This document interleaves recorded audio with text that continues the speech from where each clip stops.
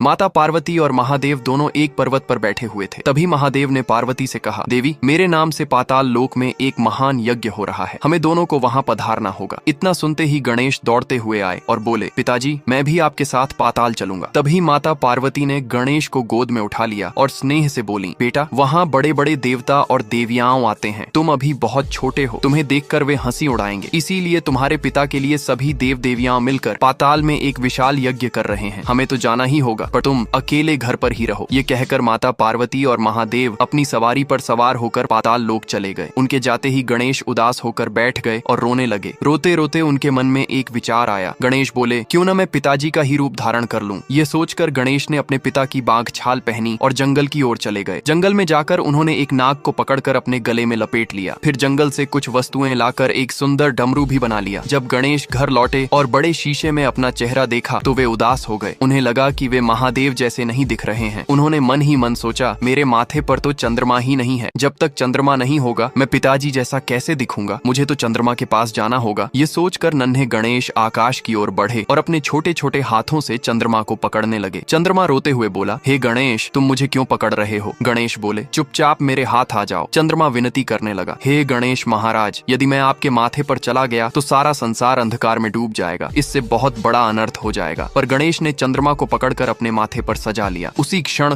पूरी सृष्टि में अंधकार छा गया। चारों ओर हाहाकार मच गया। सभी देवता और देवियां घबराकर गणेश के पास आए और हाथ जोड़कर बोले, हे बाल गणेश, कृपा करके चंद्रमा को छोड़ दीजिए। गणेश बोले, नहीं, मुझे पिताजी जैसा बनना है और पाताल जाना है, वहाँ बच्चों को नहीं जाने दिया जाता, इसीलिए मैंने चंद्रमा को पकड़ लिया। उधर पाताल लोक में यज्ञ चल रहा था। तभी अचानक वहाँ भी घोर अंधकार छा गया। माता पार्वती चिंतित होकर बोली, प्राणनाथ, यह कैसा अनर्थ हो गया। महादेव मुस्कुराए और बोले, देवी, यह सब आपके लाडले पुत्र गणेश की लीला है। उसी ने चंद्रमा को अपने मस्तक पर धारण कर लिया है। यह सुनते ही महादेव और माता पार्वती आकाश की ओर चल पड़े। जब वे गणेश के पास पहुंचे तो माता पार्वती अपने पुत्र को उस रूप में देखकर मूर्छित होकर गिर पड़ी। महादेव ने उन्हें संभाला और होश में लाने लगे। चारों ओर देवता देवियां रोते हुए बोले, हे गणेश, तुम अपनी माँ के प्राण हो। तुम्हें देखकर वे मूर्छित हो गईं। ये सुनकर गणेश दौड़ते हुए अपनी माँ के पास आए और उन्हें उठाने लगे। तभी माता पार्वती को होश आया। उन्होंने गणेश को अपनी गोद में उठा लिया